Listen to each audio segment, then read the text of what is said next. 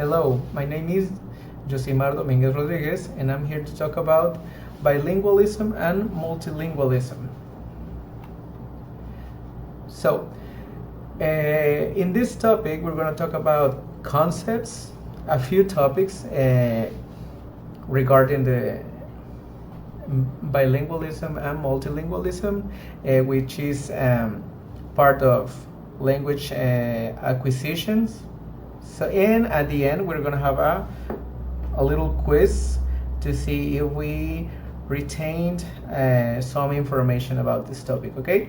So, let's start with bilingualism and multilingualism, which are the more important characteristics. So, bilingualism is a person who speaks two languages, but it is not just that. I mean, this enters in the same multilingualism, but it's like kind of more specific, okay? And actually, it is falling out of favor. What is the meaning of this?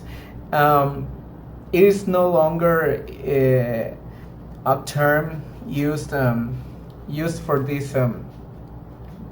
this meaning, right? We are starting to use a little bit more the multilingualism concept. So it is also modified by several variables, okay? Bilingualism has many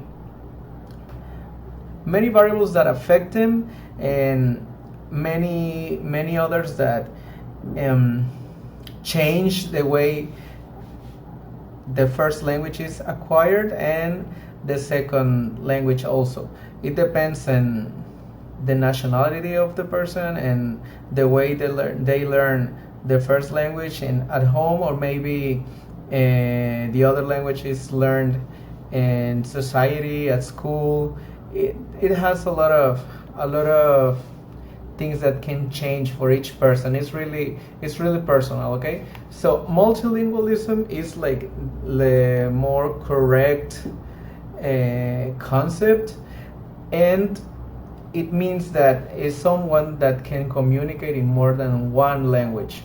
So it can be two, it can be three, four, or even more. So it contains all kind of people that can speak a lot of languages, okay?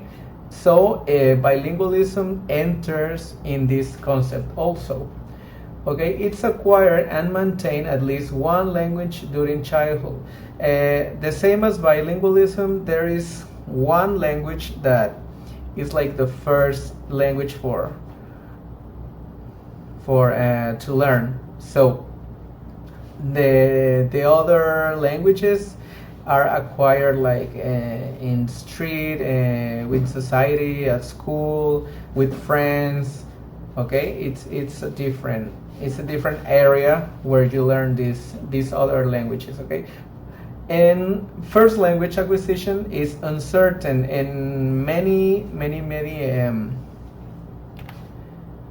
theories have different like approaches on how kids and youngsters learn the first language or mother tongue, but there is no proof that can sustain these theories like for sure and have like scientific proof of it. So what about monolingualism? There's no mention of it. Why? Because they have no perspective when talking about language learning, okay? There's there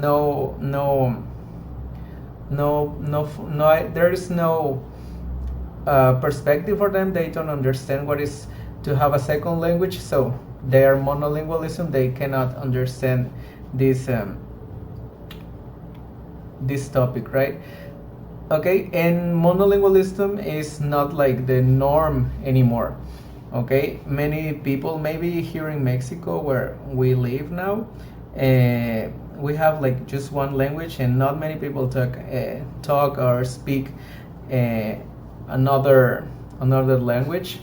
But in other places like Europe, maybe Canada, Asia, people can speak several languages, including English.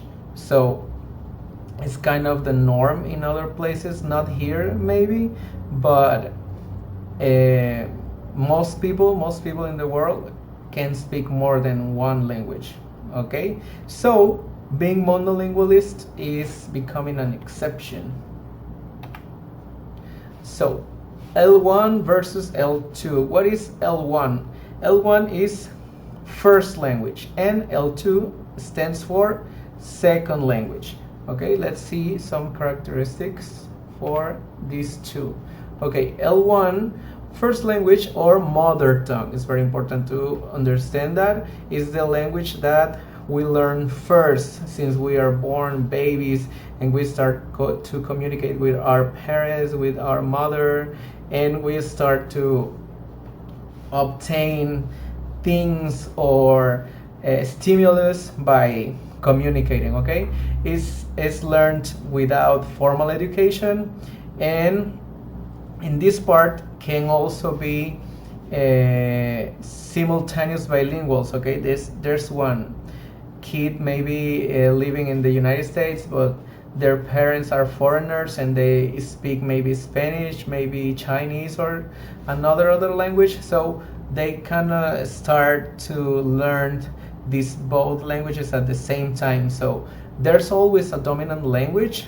It can be the language of the mother, maybe the person who the baby spend most of the time with. So first language is also known as the native speaker. Okay, is the language you can dominate and speak like really fluent. So learning, the learning mechanism in this first language acquisition is disputed. There is not like a certain theory that can define how can we obtain this language.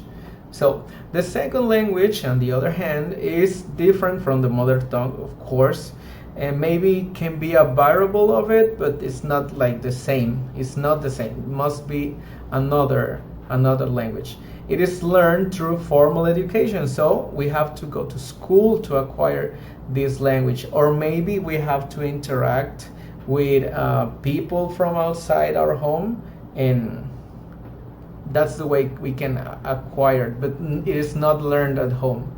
So it normally have personal motivations and needs in order to acquire them. We have purpose for that acquirement of the second language. Okay, and maybe also we can have benefits from learning, maybe a professional, personal benefits, and also healthy benefits. So we can improve our memory, we can think faster if we learn a second language or even more languages. Okay, now we have a little quiz for this topic.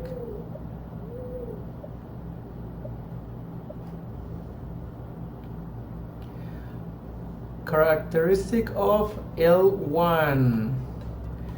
It would be this one. So next.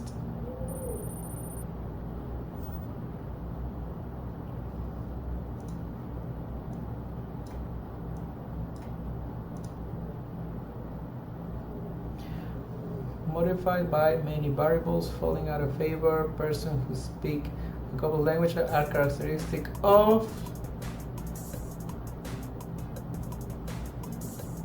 bilingualism.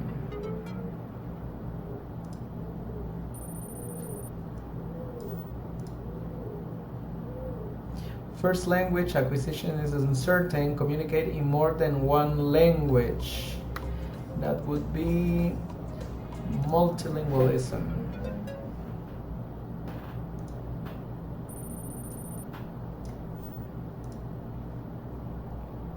Multilingualism is beneficial for children. True or false? It would be true.